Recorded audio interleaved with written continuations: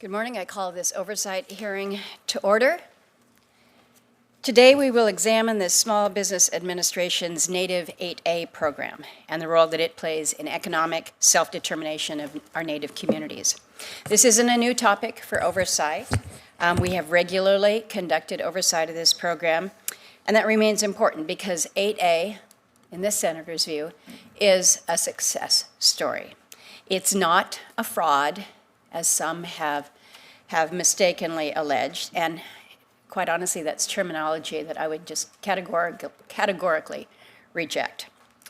This program may not be well understood, which may be part of our challenge here, but it is important to note that it simultaneously provides benefits to the federal government and to Native communities all across our country. That's true in Alaska, that's true in Hawaii, and in most every state. As structured today, the 8A program leads to a more responsive and resilient supply base for the federal government. It delivers mission-critical work for civilian and defense agencies, and it promotes economic development in Native communities while helping to fulfill the federal trust responsibility. Now, lately, we've seen some criticisms that 8A is an illegitimate DEI program. Also concerns over whether revenues and earnings are leading to sufficient community benefits. Now, on this first question, I do have a letter from SBA Administrator Kelly Loeffler confirming that the Native SBA 8A program is not DEI, which I will enter into the record. As the Committee with Jurisdiction over Tribal and Native Affairs, these are matters that we must explore here with testimony from those that are involved in the program. As we engage on this, I think we should start by making just a few things clear. First, the United States has unique obligations to Indian tribes and Native people that are grounded in the United States Constitution, in our treaties, in our statutes, in our court decisions, and executive orders. And based on that, beginning in the 1980s, Congress chose to make Native entity-owned firms eligible for the 8A program. And that was not based on race, it was not based on DEI, but it was based on Congress's constitutional authority over Indian affairs and the longstanding federal trust responsibility to Native peoples. Second, the firms owned by tribes, Alaska Native corporations, and Native Hawaiian organizations participate in the 8A program under a different statutory framework than firms that are owned by individuals. But that, too, is deliberate. That's not an accident, that's deliberate. Congress set up this framework because Native entity-owned firms are accountable to entire Native communities. That's a different responsibility. They're accountable to entire Native communities, reinvesting their earnings in broader community priorities and advancing economic self-determination. Third point, Congress has reaffirmed and expanded the inclusion of Indian tribes, ANCs, and Native Hawaiian organizations in the 8A program. And these were also deliberate decisions and remain the right decisions, in my view, so long as we maintain the program integrity and the transparency. Now, some suggest that by restricting 8A eligibility, we're suddenly going to save a ton of taxpayer dollars, but in truth, it would actually cost the federal government a key contracting tool and further disadvantage Native peoples around the country, excluding them from any potential participation in federal procurement and the community benefits that they provide. And that's especially true in Alaska, where Congress took a different route. They did that as they settled the Aboriginal land claims. It was different than in the lower 48, but they transferred land and assets to corporations that are owned by Alaska Native people. That distinctive structure reflects Congress's recognition of the unique circumstances of Alaska Natives and supports their self-determination. Congress actually amended ANCSA, or the Alaska Native Claims Settlement Act, to clarify that ANCs are eligible to participate in 8A and that they were acting under their constitutional authorities, making access to federal procurement programs a key part of the settlement and Alaska Native economic development. When Congress passed ANCSA, one of the goals was to connect communities that were primarily reliant on subsistence hunting and fishing, essentially non-cash economies, but seeking to help advance them within the American business world.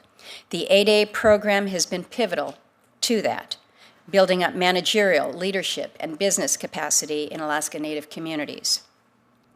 Now, I know that some colleagues and federal agencies are conducting reviews of the 8A program, including participation of Native-owned entities.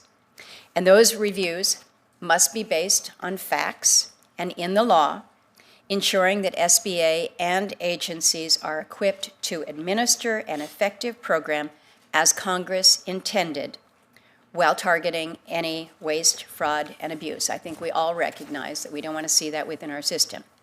So I'm pleased that today we're able to focus very keenly on some of these issues today. I'm looking forward to hearing from our witnesses who are involved in Native 8A contracting, including those who have traveled down from Alaska to testify before us. Thank you for that. They will share how the 8A program advances economic self-determination and tribal self-sufficiency in a manner consistent with congressional intent that is good for Native peoples. So I now turn to the Vice Chair for his opening statement.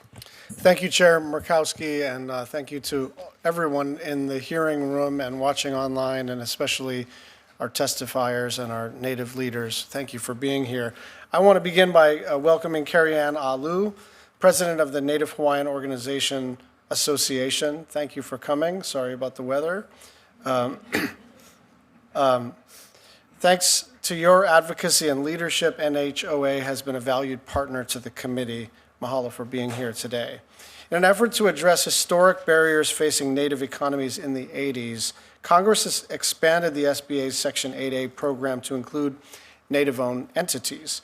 Barriers such as inadequate infrastructure, limited access to capital, and the need for agency approvals slowed the development of Native economies.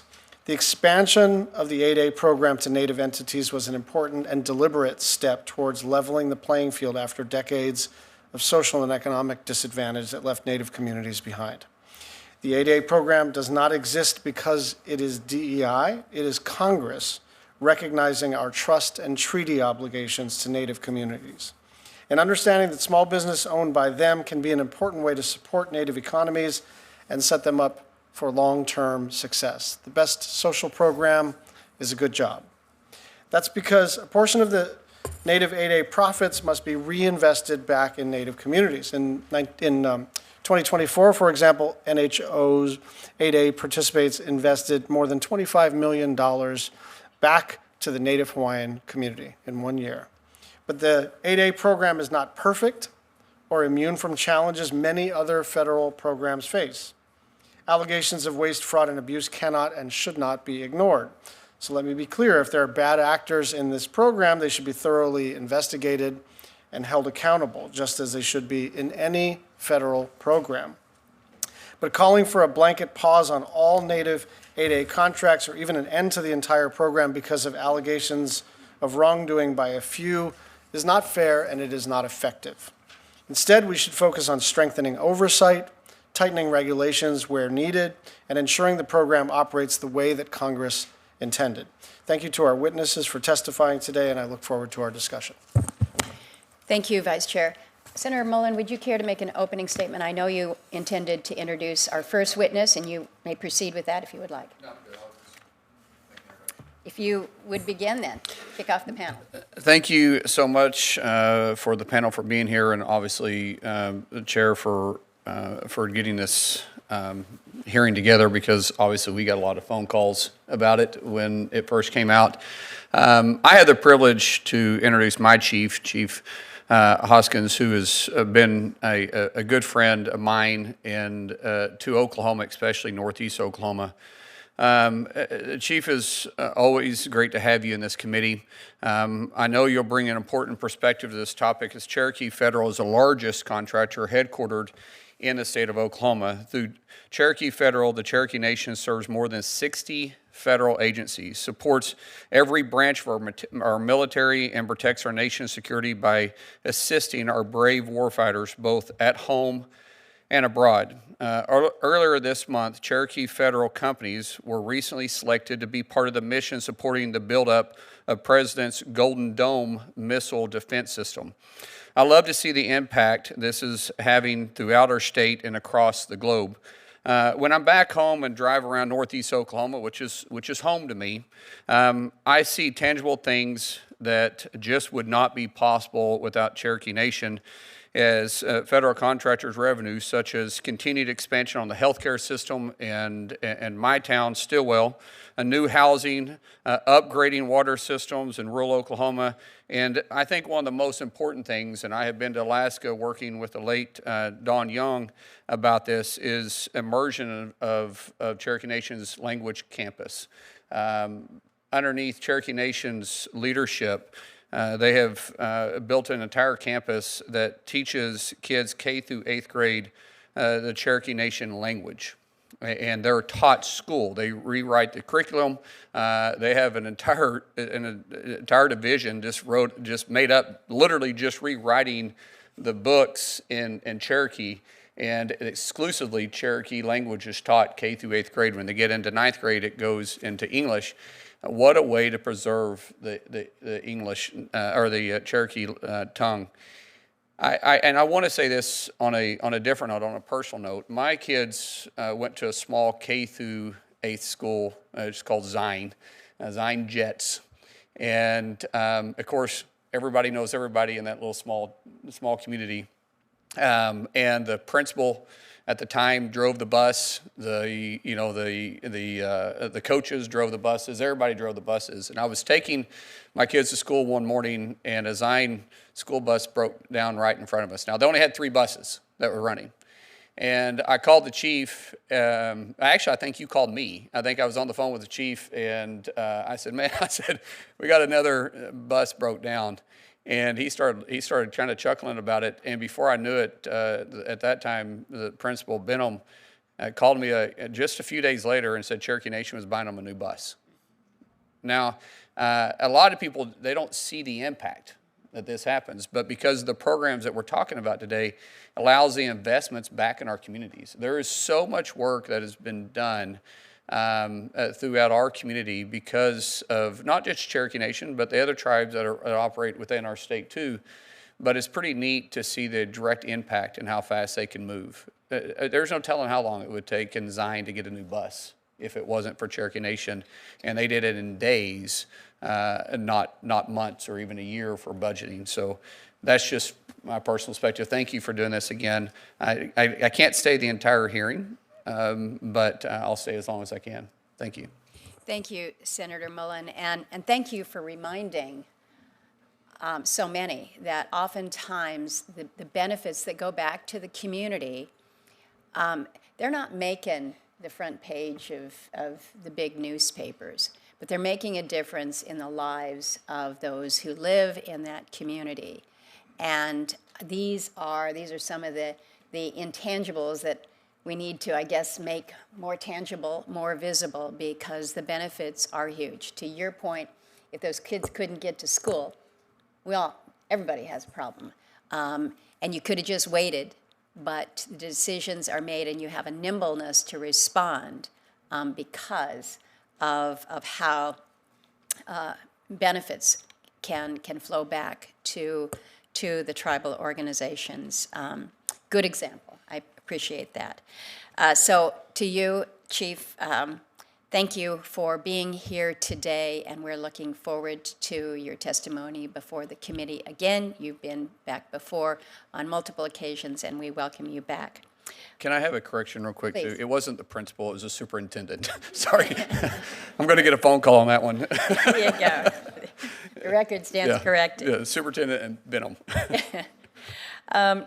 Following Mr. Hoskin's testimony, Chief Hoskin's testimony this morning, we're joined by Katherine Carlton. Katherine is the president of the Chugach, Alaska Corporation. She is also the policy chair of the Native American Contractors Association, NACA. She is seen very frequently here in Washington, D.C., but your advocacy on behalf of all of the Native American contractors is deeply appreciated. So thank you for joining us today. Also coming from Alaska is Polly Watson. Polly is the Vice President of Operations for the Bristol Bay Native Corporation and has been one of our significant leaders out in her region for years, and I know will offer strong testimony today in helping us understand some of these community benefits.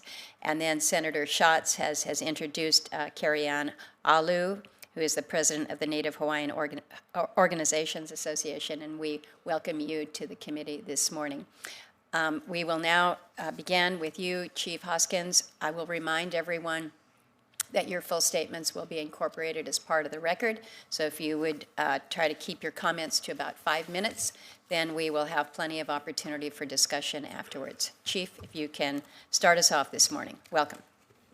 Chair Murkowski, Vice Chair Schatz, Senator Mullen, I appreciate the opportunity to testify to the importance of the Small Business Administration's 8A program to Cherokee Nation and to countless tribal governments across the United States.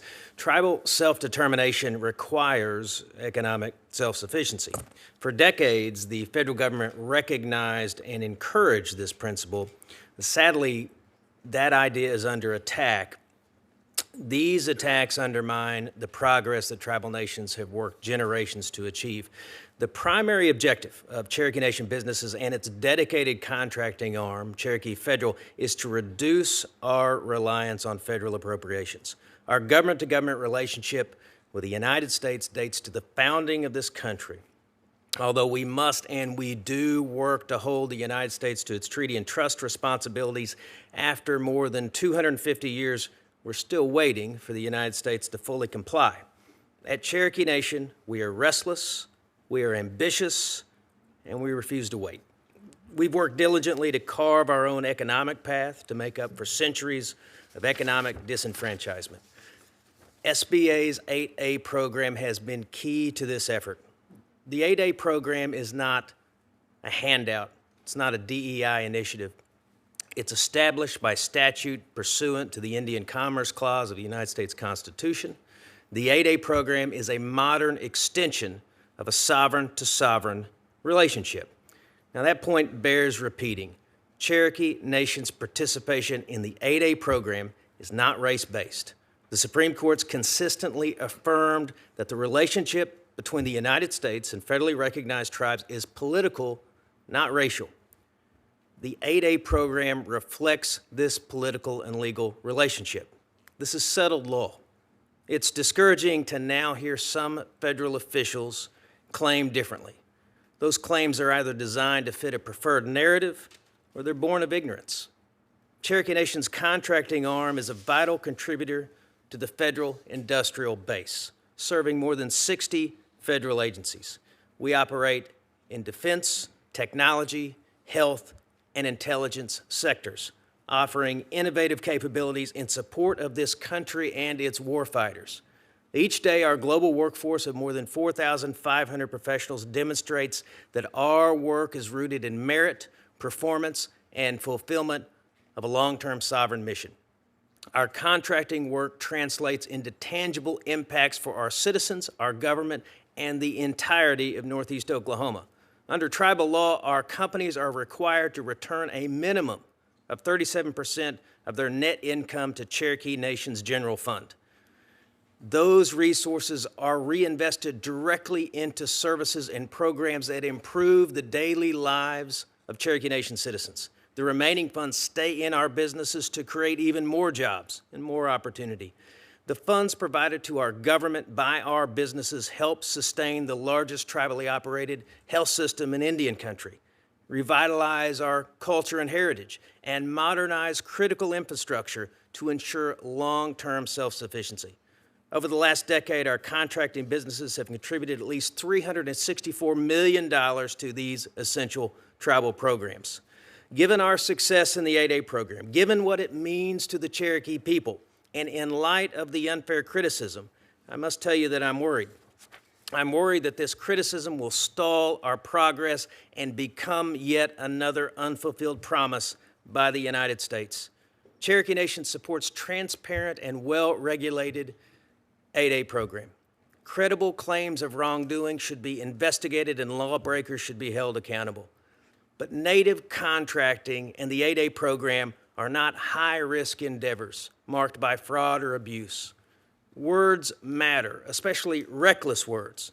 I'm not here today to debate the use of terms like fraud magnet, straw man, crooks and swindlers, which have been used, I would note, to characterize participants in the 8A program, including to letters to federal agencies. I'll simply say that these unfounded claims are having a chilling effect on our operations. Our teams, a quarter of whom are veterans and all of whom pride themselves on their integrity, are now facing questions from contracting officers about whether their operations, our operations, are under investigation. They should not be asked to bear this burden. The 8A program has been transformative.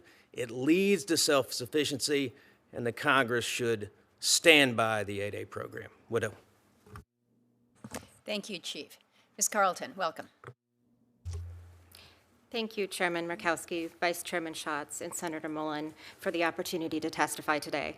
My name is Katherine Carlton. I serve as president of Chugach Alaska Corporation, past co-chair and current policy chair of the Native American Contractors Association, and I am a proud Chugach shareholder. I am a Inupiat. I was born in Cordova, Alaska, a small fishing town in the Chugach region with a population of about 2,500.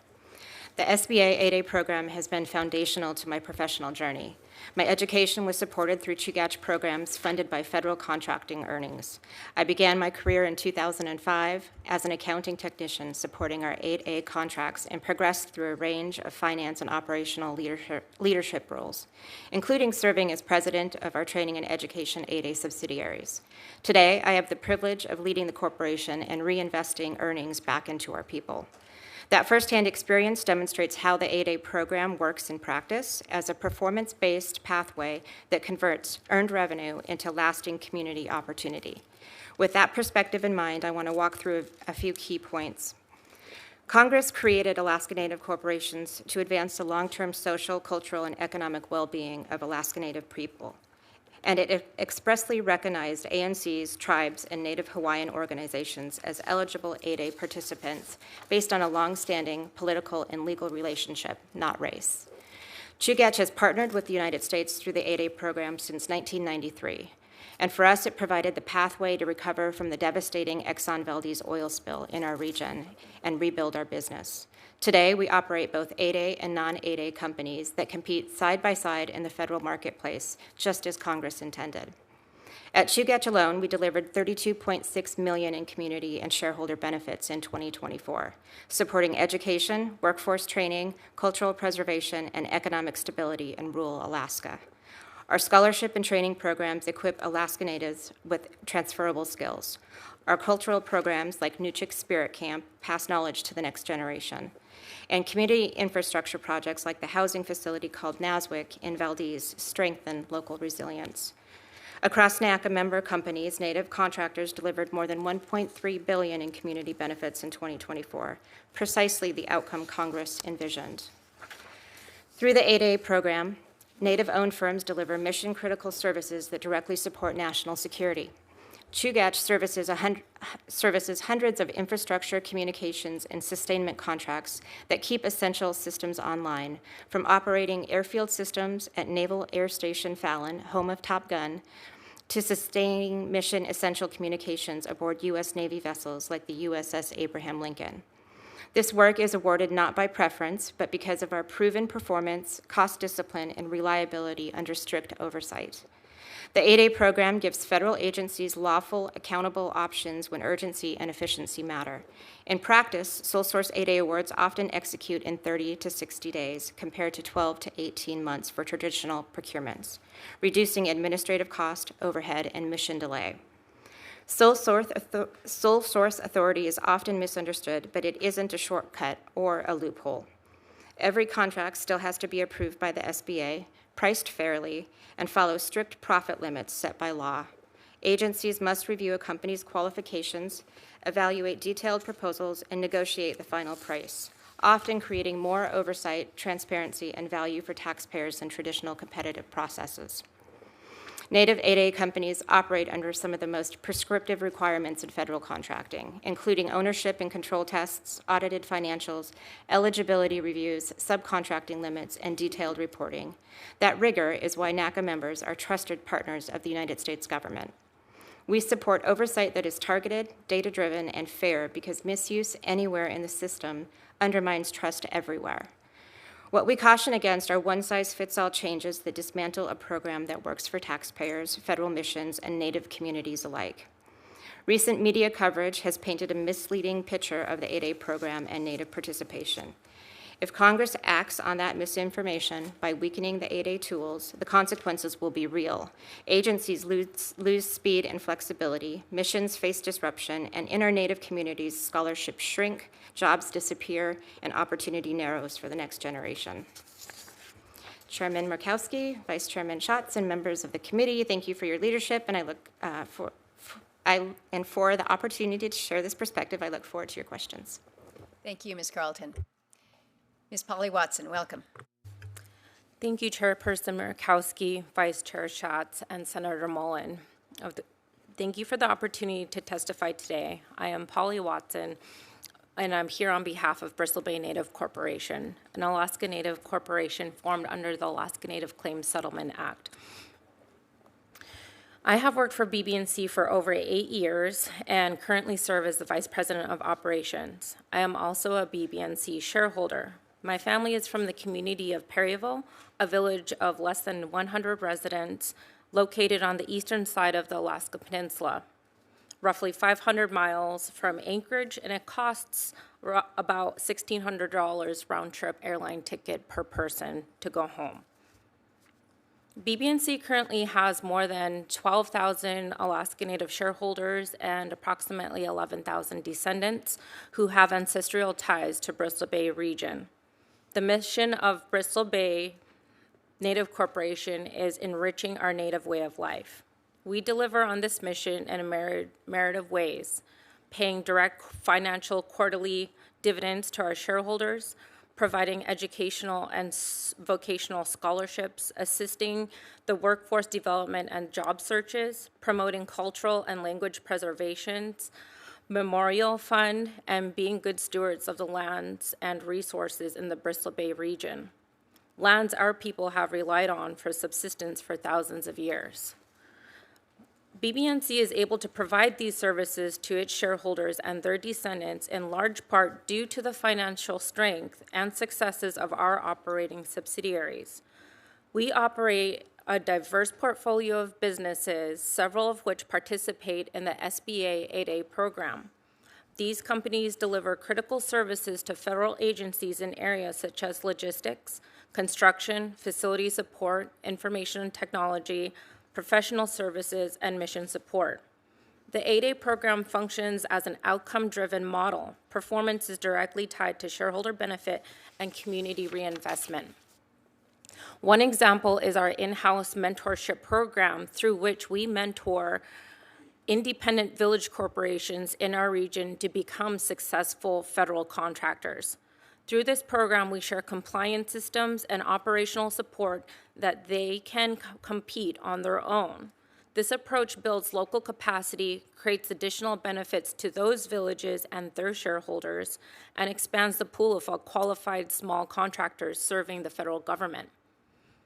Another example is our partnership with the State of Alaska Division of Motor Vehicles to deliver mobile DMV services directly to rural villages.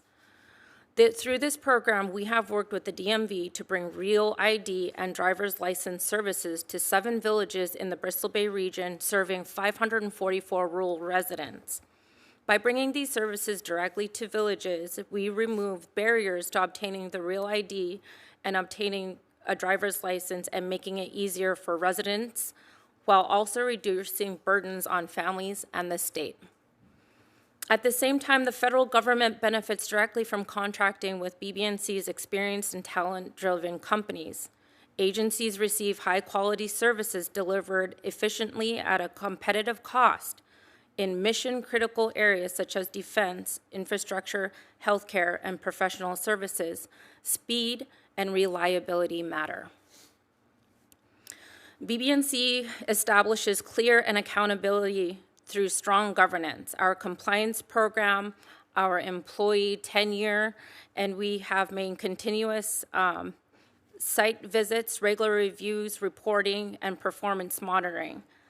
This layer of governance strengthens internal controls, enhances transparency, and reduces performance risk for government customers. We take this responsibility seriously because our shareholders and our community depend on it. The SBA program is a proven mechanism for building lasting economy capacity and strengthens Alaska Native communities, delivers value to the federal and state partners, and creates opportunity where it is most needed. Thank you for this opportunity to testify. Thank you, Polly. And finally, we will hear from Ms. Cariann Alu. Good morning, Chairperson Murkowski, Vice Chair Schatz, and Senator Mullen. Thank you for the opportunity to testify today. My name is Cariann Alu, and I am president of the Native Hawaiian Organizations Association, or NHOA. I am also chairperson of Nakupuna Foundation, a Native Hawaiian organization, and also serve as a board member of the Native American Contractors Association. I appreciate your leadership in examining how the SBA's Native 8A program supports economic self-determination in Native communities. At its core, the Native 8A program is not about preference or advantage. It is about creating lasting economic pathways, to economic participation that benefit both the government and Native communities. Native Hawaiian organizations, or NHOs, are nonprofit, community-based entities that own for-profit 8A companies. These companies perform federal work, and the proceeds are reinvested directly into the Native Hawaiian community, into education, workforce development, healthcare, cultural preservation, and land conservation. That reinvestment is not optional. It is a condition of participation in the NHO 8A program, and it is central to how the program is designed to function. From the government's perspective, NHO-owned firms are not simply small businesses. They are mission-focused partners. They are built for long-term planning, disciplined compliance, and sustained performance. Across civilian and defense agencies, these firms support construction and facilities modernization, cybersecurity, logistics, infrastructure protection, and other mission-critical functions. The flexibility of the 8A program, including sole source contracting, allows agencies to move faster, tailor solutions to mission needs, and reduce procurement timelines, while still maintaining pricing safeguards and accountability. Sole source does not mean unchecked. Agencies must conduct market research, develop independent estimates, and ensure fair market value. In practice, this flexibility often produces better outcomes than rigid, lowest price competitions that can lead to delays, cost overruns, and underperformance. For Native communities, the impact is tangible and measurable. Native Hawaiians continue to face deep structural economic challenges rooted in history: high housing costs, income instability, health disparities, and limited access to capital. The 8A program provides a practical way to address these challenges by creating jobs, generating sustainable resources, rather than relying solely on public assistance. Between 2018 and 2024, NHOA member organizations directed more than $120 million back into the Native Hawaiian community. These investments supported wildlife recovery on Maui, scholarships, internships, workforce training, healthcare access, and cultural programs. Even after an 8A business graduates from the program, the commitment to community continues because the mission does not end when eligibility does. It is important to understand that large contract values do not translate into windfall profits. Contract dollars are paid over time after work is performed and must first cover payroll, subcontractors, materials, insurance, and service debt. Community investments are made deliberately and responsibly, ensuring long-term stability for both the business and the beneficiaries it serves. Accountability is essential. For Native entities, compliance is not just a legal requirement. It is foundational to the credibility and long-term viability. NHOA and other Native trade organizations invest heavily in compliance, peer accountability, and proactive engagement with SBA. We welcome objective, fact-based oversight that strengthens program integrity and deters abuse without undermining the structure Congress intentionally created. In closing, participation by NHOs in the 8A program rests on Congress's constitutional authority and the political trust relationship with Native peoples, not on race-based preference. When the program works as intended, the results are clear. Federal agencies receive capable, mission-ready partners, taxpayers receive value, and Native communities gain tools for genuine economic self-determination. Mission performance and community impact are not separate outcomes in the Native 8A program. They are structurally linked. Preserving the balance between accountability, flexibility, and scale is what will allow the program to continue delivering for all stakeholders. Thank you for your leadership and for the opportunity to share NHO's perspective. I look forward to your questions. Thank you, Ms. Alu. Senator Mullen, you have indicated that you might not have full time. If you would like to proceed with your questions first, I'm certainly happy to defer. That would be awesome. Okay. Thank you so much. First of all, again, thank you for everybody being here. My question is going to be referred mainly to the chief. Can you, in your testimony, sir, you said that 30% of the income from Cherokee Nation-owned businesses flow into the general fund, and that's, as I think you said, that's a Cherokee Nation law that requires that, right? Does that apply to Cherokee Federal? Thank you, Senator. It does. So our statute specifically says 37%. The idea that I think gets suggested sometimes that the corporations least associated with Cherokee Nation, I think it's true across Indian country, are somehow disassociated with the tribe would just be mystifying to most Cherokees because it's one and the same. So 37% of the net profit goes into our government programs, and the result is really incredible. And so the health system that you and I grew up in, top-down, underfunded IHS, that doesn't exist at Cherokee Nation anymore because the revenue that we could bring in to build clinics, hospitals, fund special programs that the United States didn't fund. We can do that. Scholarships. 5,000 kids on a scholarship right now. Why? Because that 37% goes to fund scholarships that otherwise we couldn't fund.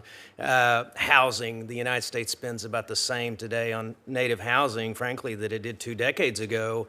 What do? We pass a law that says on top of that 37%, we get $40 million to bring to bear to build new housing. So we can solve problems because we have this revenue flow through our diversified business portfolio, but federal contracting has been key to that.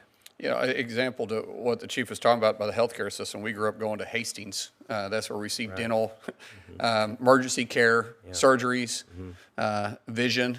And I used it a lot. Oh, yeah. And now that hospital or that building's turned into a partnership with Oklahoma State to train new doctors specifically for rural America and Indian country.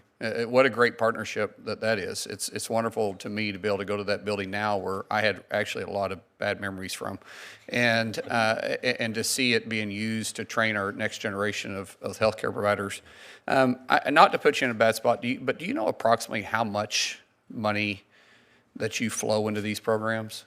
Well, the 37% dividend, I'm not prepared to tell you what our entire, just because I don't have it, what our entire business is, but over the last decade, just federal contracting, that portion of it has put $364 million into Cherokee Nation. So our marshal's here today. Just to give you one more example to illustrate, our marshal, Daniel Meade's here today. When his agency had to meet the moment for McGirt and lean in and provide public safety, Senator, I don't know what we would have done when you and I were kids if Cherokee Nation was in that position in terms of resources. But that $364 million just from federal contracting, some of that, $10 million of it, went immediately into scaling up a law enforcement system. I could go up and down the spreadsheet of programs and show you how that $364 million over the last decade, just from federal contracting, has solved problems not only for Cherokees and not only for Zion School that got that school bus, but countless other communities that are just counting on the Cherokee Nation. I mean, rural Northeast Oklahoma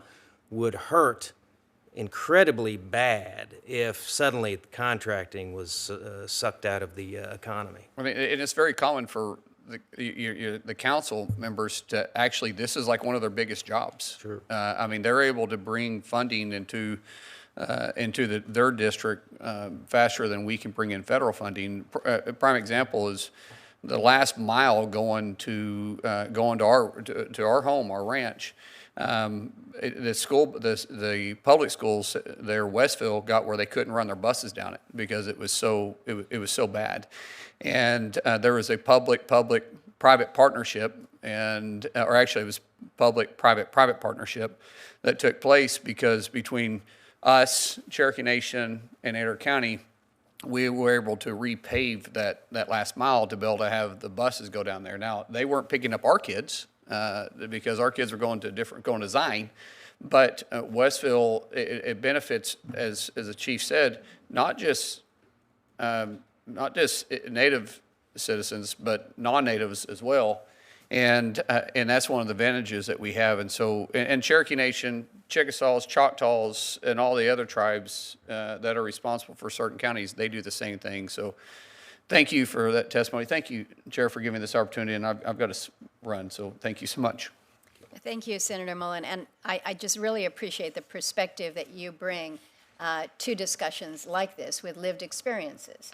So we always get great witnesses, but when you can give real-world examples that you and your family have experienced. Well, I've only grown up in one place, and that's in Indian country. Never lived any place else, and neither have my kids. There you go.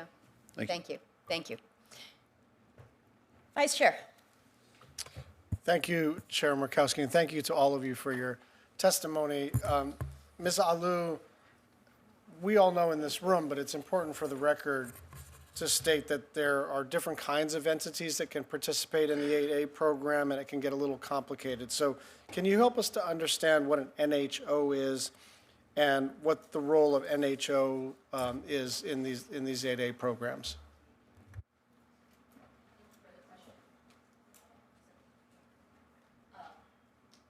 So an NHO is a Native Hawaiian organization. I don't think it's on. When it's red, it's on. Got it. Thank you. An NHO is a Native Hawaiian organization that is chartered in the state of Hawaii. We're a nonprofit entity, and we are chaired by individuals. The Native Hawaiian organization must be controlled by Native Hawaiians, and we work, side by side with our ANC partners and our tribal partners, but we operate under different rules and laws. Tell me about the success of NHOs over the last few years because of 8A. Sure. So we have been able to increase our presence in the federal sector, and in doing so and becoming more mature, we have been able to generate, significant proceeds that we've been able to invest into community organizations, some of them which you are probably very familiar with, Polynesian Voyaging Society, Iolani Palace, Purple Maya. And these organizations help our community either with workforce development training, entrepreneurship classes, also with cultural preservation, and other educational opportunities as well. Thank you very much. So the law requires that tribes, ANCs, and NHOs report on the benefits that they provide. But it seems to me, in our interactions, just briefly over the last couple of days, and then my staff's interaction with the NHOA over months and years, it seems to me that the SBA's requirements are rather slender, and that you folks are actually doing a more robust reporting than what the statute or the rules require. Can you elucidate what you're doing? Sure. So the SBA reporting requirements are very slim, and they're generalized. In 2018, we were asked by former Congressman Kaikaihale to kind of gather the statistics for our members. And so we began asking our member organizations to provide us with, specific give back information that we were then aggregating as a trade organization. And we've been doing it. We've been doing it ever since. And that's not currently required, that level of specificity is not It is an not SBA requirement. correct. That is Okay. correct. I think that's sort of worthy of following up on, because to the extent that there's a desire to get more fidelity on exactly what's happening, money coming in for the contracting, money pushed out to nonprofits, I think that's a pretty valid thing to want. Both people who have a problem with 8A and people who believe it's doing exactly what Congress intended should want more data. And it seems to me it's on SBA to ask for the things that they are alleging do not exist, especially when you're kind of pushing on an open door here. All the 8As are saying, we've got it, we'd be pleased to provide it, maybe we can standardize it between, the ANCs and tribal organizations and NHOs, but I don't hear anybody saying, we don't want to give you the data. I think what we're hearing is, you never asked us for this data, but we have it. Is that fair to say? That is fair to say. And I think any NHO would be happy to provide more data if they were asked for it. Final question. Can you provide the committee with a summary of both the economic benefit side and the sort of nonprofit benefit side of what you've been doing over say, the last 5 years? And, I think what we need to do here is to lean into the premise that Congress established this program. It is scaling up. It is a successful program, but like any government contracting program, you need to make sure that the audit function, pre and post, that oversight, that procurement is as tight as possible.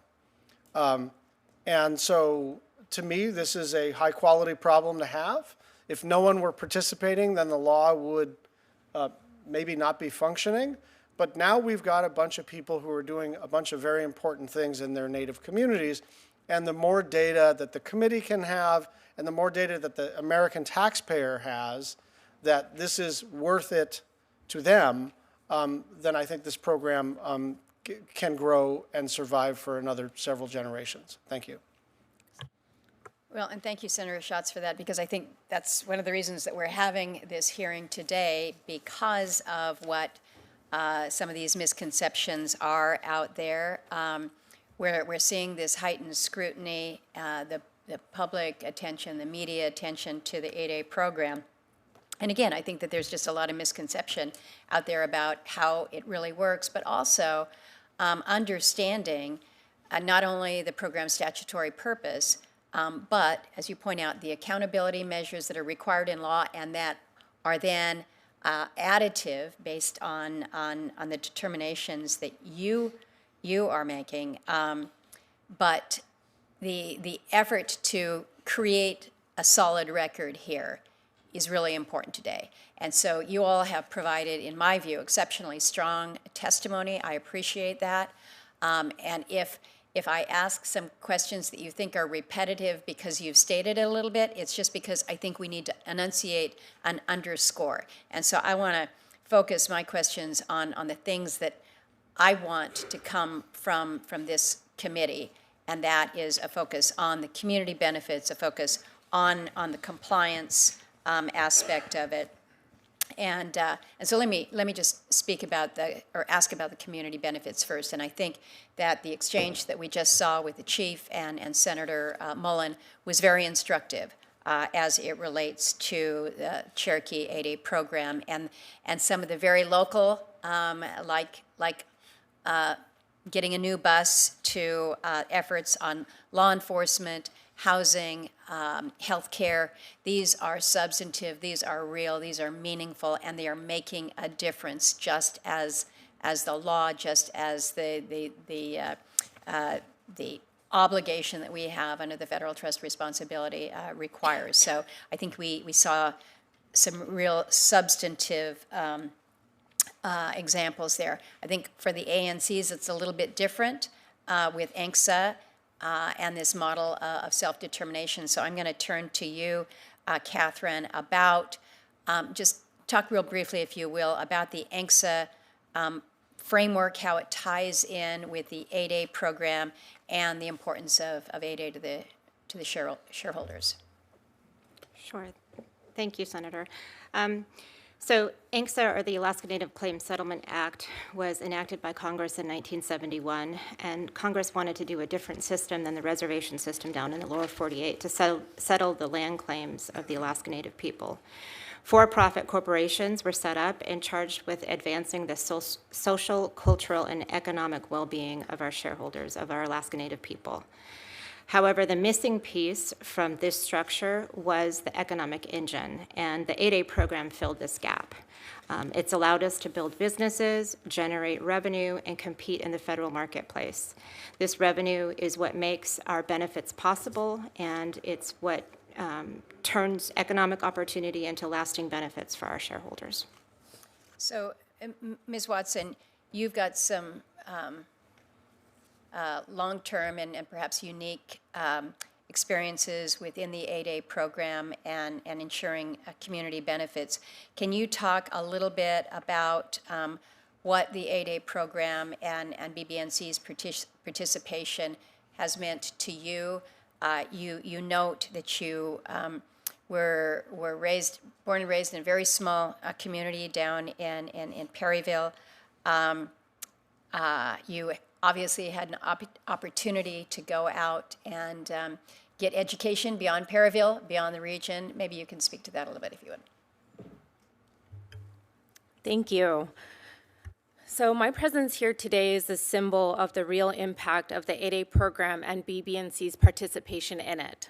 As a shareholder, many of the opportunities I've had throughout my life are directly tied to the economic capacity this program helps create. In addition to receiving quarterly dividends, I have benefited from resume assistance and career development resources. I participated in a one-year on-the-job training program and later completed BBNC's 2-year management development program, Training Without Walls, which played a meaningful role in preparing me for leadership responsibilities. I am also a scholarship recipient, and I'm currently pursuing my 3rd degree. The impact extends beyond me. My daughter is also a scholarship recipient and is currently a senior completing her bachelor's degree. She participated in BBNC's Young Adult Culture Camp. My niece, who is also a scholarship recipient, earned her 2 bachelor's degrees from Brown University and her master's degree from University of Michigan, where she currently is pursuing her PhD. And during one of her summer breaks, she participated in BBNC's internship program. And when she transitioned from Brown to Michigan, she also received emergency funding to help support that move. I would be remiss if I did not mention my son, who joined the United States Marine Corps. He was able to use his BBNC dividends that he saved toward the payment on his first house that he should be closing on this week. These are just a few examples that I know personally that impact not only myself, but my family members, of direct outcomes resulting from sustained, responsible participation in the 8A program, where BBNC intentionally reinvested in its shareholders and the community. The program connects economic development to long-term self-determination and creates opportunities that extend across generations well into the future. And I love the very specific and very personal example within your family of multi-generations that have benefited through the scholarship opportunities. And thank you for your son's service and your family as you support him. And I really appreciate what you have shared about one example being the mobile DMV, Department of Motor Vehicles. Most people would not think that that's any kind of a big deal, but when you are in a community that is not connected by roads to other places, I think you said it was $1,600 to get yourself from Perryville to Anchorage, where you might be going to get your real ID. If people can't get their ID, if they can't get their a driver's license, their opportunities for travel, for healthcare, for work opportunities are limited. So it may seem like a simple thing. It's kind of like the bus purchase, but it means real value, real differences to people in their communities. Senator Cortez Masto. Thank you. First of all, let me just say thank you to the chairwoman, ranking member, for having this hearing. I think it is so important, and to the panelists for participating. We have watched over the past year, the Small Business Administration and other agencies have launched audits, requested unprecedented access to company data, made sweeping suspensions of 8A participating companies. Now, I fully agree that to the extent there is fraud or waste, we should be cleaning that up and protecting taxpayer dollars. I don't think anybody disagrees with that. I am worried, however, about the aggressive and abrupt changes that this administration is taking, which will chill legitimate tribal businesses' participation in the program. To the extent that fraud in the 8A program is an issue, it would be a better approach to allow the SBA Inspector General to conduct the investigation rather than this haphazard suspending thousands of companies from the program that we have seen this administration. And that's why I so appreciate the conversation today about the importance and the positive impacts of the 8A program and what it has brought to our tribal communities and communities, Native communities across the country. And thank you for talking about it, because this is one example where we don't throw the baby out with the bathwater, right? This is where we still provide relief and support. Listen, let me just say, in Nevada, we have nearly 2,000 Native American-owned firms. And the 8A program creates many good-paying jobs. It supports small business success and expands economic opportunity where it is needed most. I'm curious if any of you can address in what ways does the federal government benefit by delivering contracting awards through this program? I'm curious if any of you've thought about that in any way and can talk to that. Chief? Well, Senator, I can just say that our federal contracting arm, Cherokee Federal, is a excellent deliverer of services to the United States. And we built capacity over the years. So for the United States to have more capacity across the country is inherently a good thing. We are looked at as an entity that can deliver for warfighters in the front lines. We're currently working with the Department of Defense on frontline military support, but also things that the United States needs to focus on and does focus on, which is to support warfighters. So we may be operating on the same day for supported missile defense systems, but we're also working to make sure women, infant, and children programs are delivered to military families. And that only comes from building capacity. Generations ago, Cherokee Nation began its federal contracting journey through a little company called Cherokee Nation Industries in the little community of Stillwell. And today, thousands and thousands of employees around the globe. We're ready to move. We're nimble. We've proven it. The United States needs more of that, not less of it. And they'll have less of it if what we're hearing through this rhetoric continues, because it's had a chilling effect. I mean, right now, we've got our folks at Cherokee Federal talking to contracting officers, having to ask questions about whether we're under investigation, whether there's some fraud afoot. We ought to be talking about how effective we are, how we can solve problems. We've got a demonstrated record of solving problems, again, across that broad range of delivery. And so I just think we've made the nation stronger as a result of us increasing capacity. Thank you, Chief. Anyone else on that subject? Because I think that's absolutely right. There are so many benefits here that this administration is not taking into account, and I really appreciate your comments. I think all of us do on the panel. I know I have a little bit of time left, but I'm gonna yield that time. I think the comments that you have all made, the benefits of the program, the fact that we are seeing a generation of business owners and entrepreneurs in Native communities, not now, but also for the future. It matters. And it is a benefit, not just to communities, but to the federal government as well. So thank you. Thank you, Senator. Senator Daines. Chair Murkowski, thank you.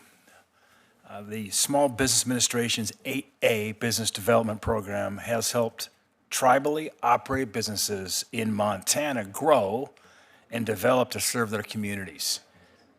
Without a significant tax base, tribes are forced to find creative ways to generate revenue to fund important government functions in social services, or they can be completely dependent on federal funding.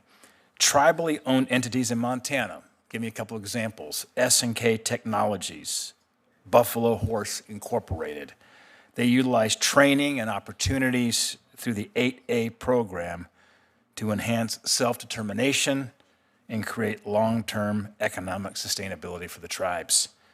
And by participating in the program, these two companies have matured into competitive international enterprises that assist the federal government in crucial security, intelligence, support, and technology services. Their proceeds are distributed directly to the tribe's general fund to fund healthcare, education, infrastructure development, resource management, housing, and other essential services. Both of these companies will tell you that they are welcome oversight and they want to see more oversight, and they condemn any and all instances of fraud. They are good faith actors with a proven and impressive record over several years in the program. The value of the 8A program is that it is driven by outcomes, trusted, reliable partners who can deliver valuable services and balance the complex compliance requirements. They can streamline the procurement process. They can deliver services faster and continue growth. This leads to my first question for Ms. Carlton. Could you explain why 8A contracting is an effective enterprise for rural tribes? In Montana, most everything is rural. I know Chairman's state, like Alaska, about everything is rural, or in the High Line in Montana, which is rural with a capital R. I'd love to get your thoughts on that. Sure, thank you for the question. So there is limited economic opportunity in our rural communities that exist within the Chugach region. Yet our shareholders often want to stay where they are born and they want to continue with their subsistence way of life. And so I think the 8A program helps in three ways. We are able to use our earnings to pay dividends back to those shareholders, which helps influx cash into the villages. And then we also have created workforce development options for remote work for some of those shareholders so they can stay in their villages and work for our corporation. And then third, we have been working on creating economic development opportunities in these communities.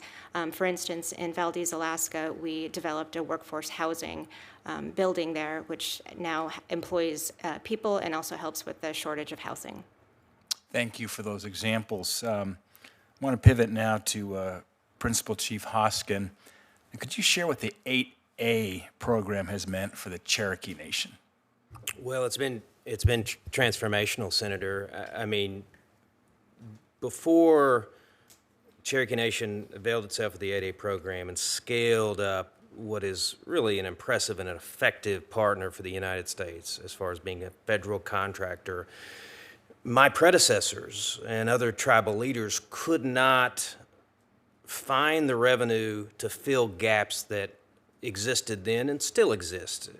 Federal appropriations are not what we would all like them to be in terms of meeting healthcare needs, housing needs, the best investment that we could ever make, which is education. Those things are gaps that are unfilled without revenue to the tribe. And so because of the way our businesses are set up under tribal statute to deliver a minimum of 37% of net profit back to tribal coffers so that we can invest in all of these things, it's changing lives. I mean, we can have the largest housing investment in the history of the Cherokee Nation solely because we've got this business portfolio that's diversified, generating revenue.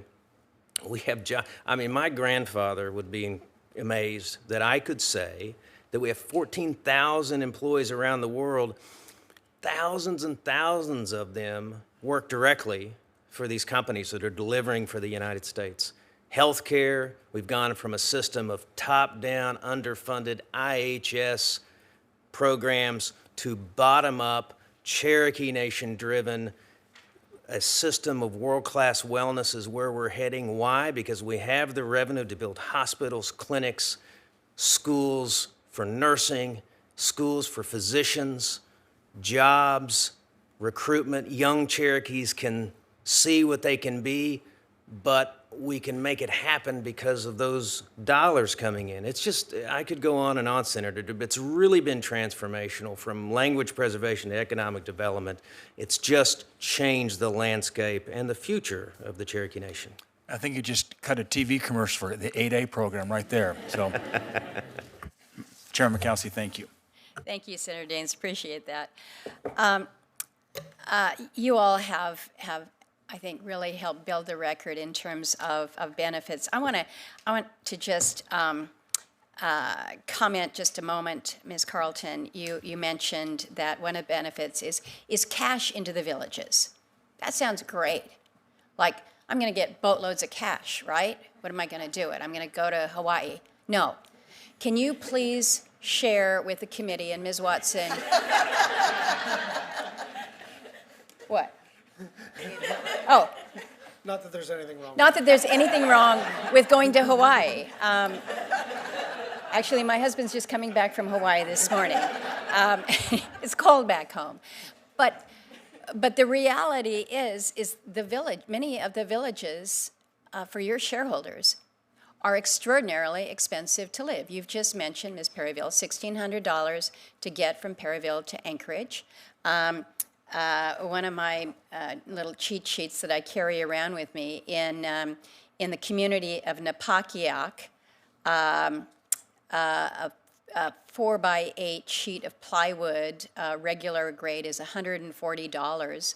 A 2x4 is $17. You could get it for $2.99 if you are going to Home Depot.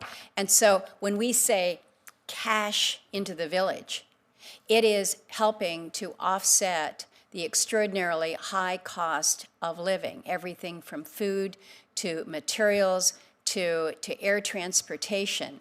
This is not lining people's pockets in a way that some would say is excessive there.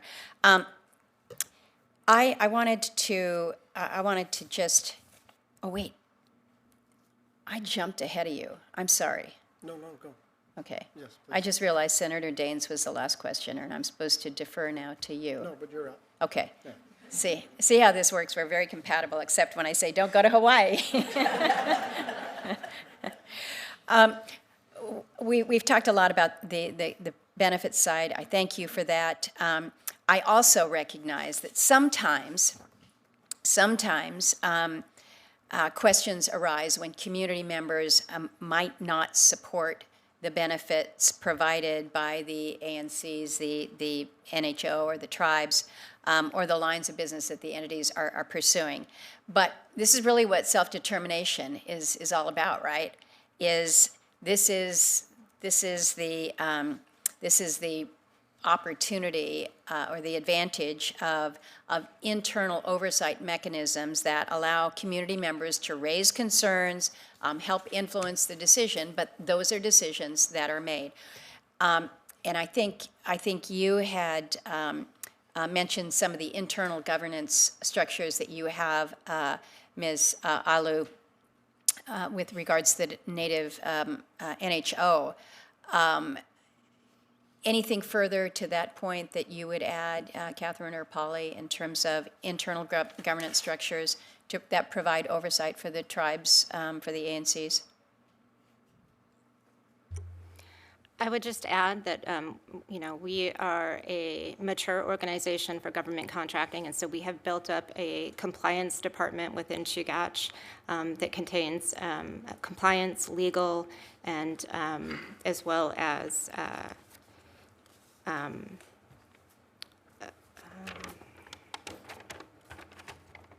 as well as ethics offices. And so this all allows us to make sure that we monitor regularly our requirements and ensure adherence to our policies. So let's speak a little bit more about the compliance side. First of all, is there anybody on the panel here who does not think that we have an obligation, not only from an oversight perspective, but that you all have an obligation to ensure that there is no fraud, waste, or abuse within your system? Does anybody disagree that that's not a responsibility?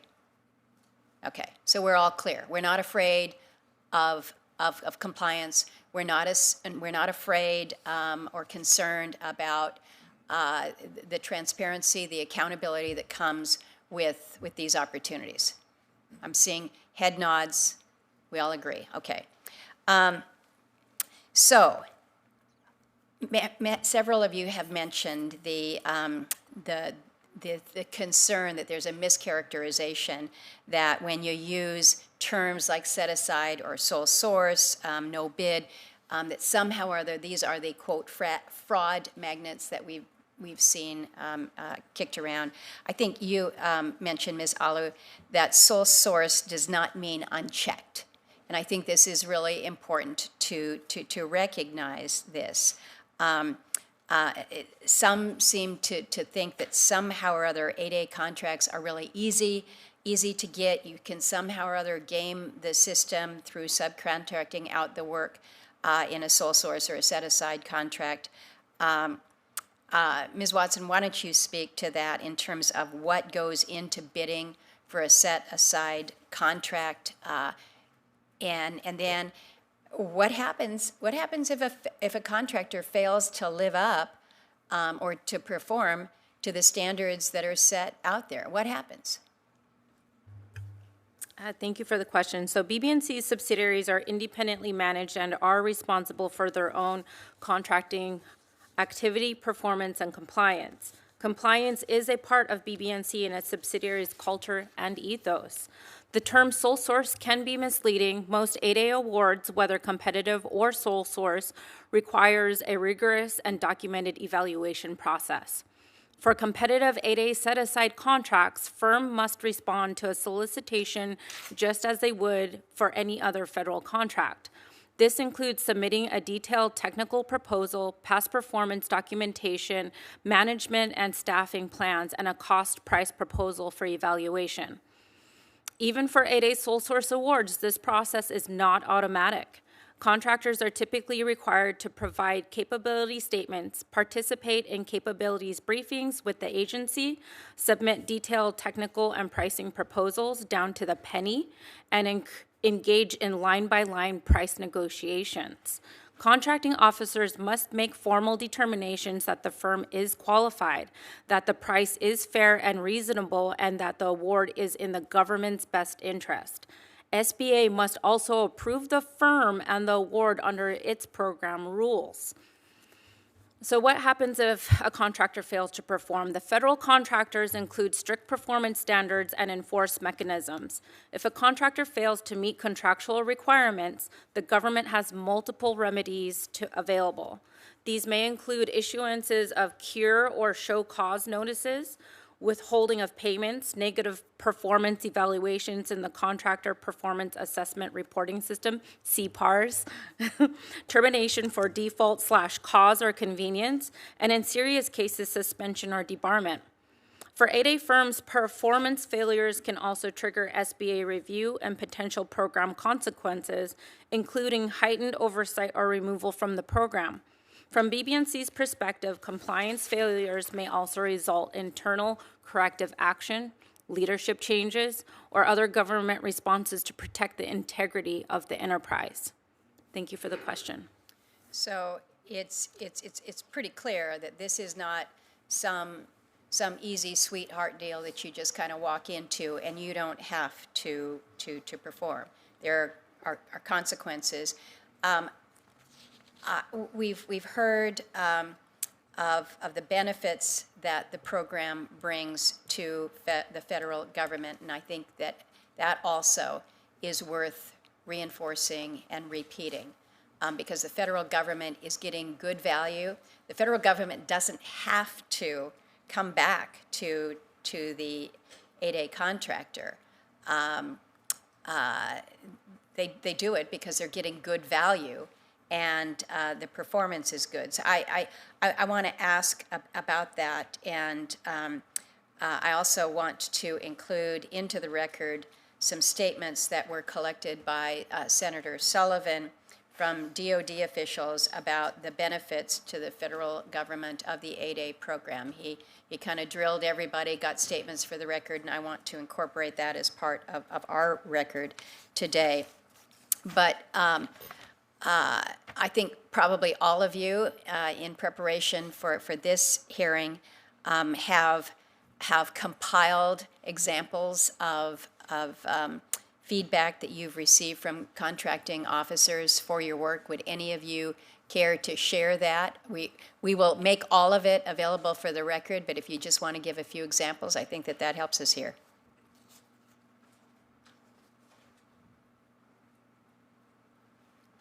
Polly, do you want to start? Yes, thank you, Chairman Murkowski. Yes, so when this request came to us, we immediately jumped on it, and it was so amazing to see how fast and flexible not only the folks that we employ to gather this data, but they also reached out to the agencies to provide examples as well. And those are the types of examples that we handed over to Sullivan's office. And one of the questions we asked the folks who provided those examples said, could we use your name? And they said, absolutely, please do. Because we appreciate the value that you bring to us, the flexibility, the speed, and the reliability to these agencies. Anybody else want to share any examples? And again, if you don't have them right now, we'll incorporate them, because I do think it's important to reinforce the value that the government gets from those that are associated. Senator Cortez Masto, did you have any follow-on questions that you wanted to add for the committee? Okay. Senator Schatz? Just one final comment, and it's following up on something you said, Chair. These federal agencies have full discretion to give a contract or not give a contract. And one of the things that struck me this is maybe 10 years ago, that I was learning, when I was learning about this program, is if you talk to Department of Defense people who are in the procurement space, they find the flexibility that 8As provide to be extremely useful. And a lot of their frustration is they're always dealing with these giant primes, and they don't love it. And it's IDIQ, and it's endlessly expensive, and you're sort of trying to move an aircraft carrier when you need something much more nimble than that. And so I think the most essential point, besides that we should get more data, and that we should codify the collection of that data, either through rule or law, I'm fine with that. But the most essential point is that agencies have a choice whether or not they're going to contract with 8As, and they keep doing it, not because they're reviewing the old statute and worried about, you think the Office of Naval Research is going, well, trust and treaty responsibilities? They're doing it because it's the best deal for their needs. And I don't want that to get lost here. Thank you for reinforcing that. I've got just one final question, and this is probably a question directed to you, either Ms. Watson or Ms. Carlton. But can you walk us through why an 8A firm might want to subcontract out a portion of the work, and how 8A firms might work with the contracting officers to ensure that they're all following the subcontracting limitations, because that also is something that we have seen in some of the correspondence coming from the agencies, is that somehow or other this is a nefarious deal. Thank you. So subcontracting is the normal part of federal contracting, including within the 8A program. Firms may subcontract specialized portions of work to access expertise, manage surge capacity, meet geographic and technical requirements, or reduce execution risk, particularly on complex contracts.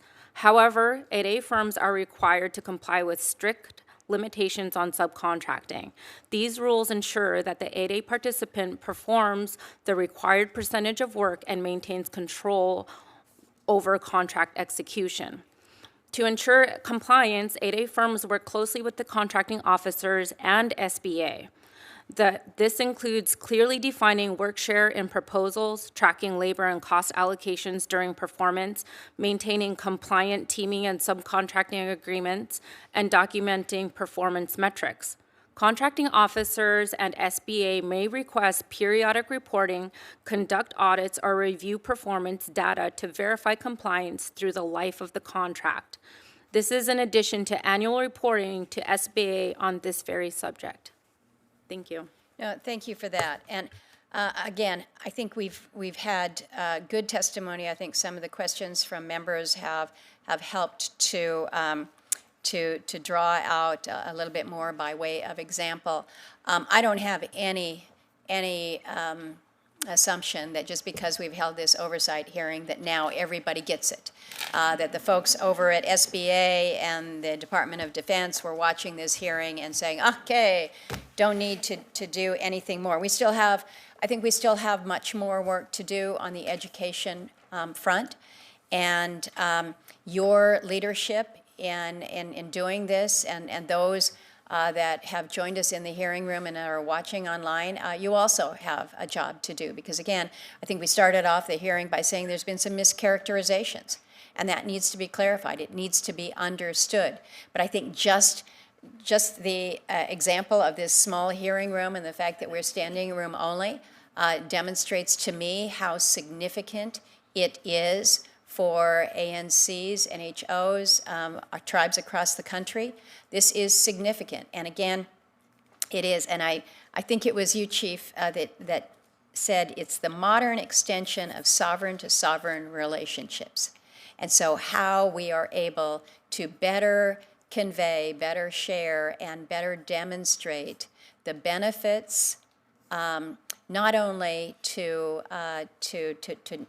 Native people under the 8A program, the benefits to our country, but again, the fulfillment of a federal trust responsibility and the fulfillment of promises under ANCSA. This is what the 8A program is all about. So thank you for such good testimony, but we've got work that must continue. So with that, the committee, we will continue to take questions for the record for a couple weeks. We'll hold that hearing record open, but thank you all for being here.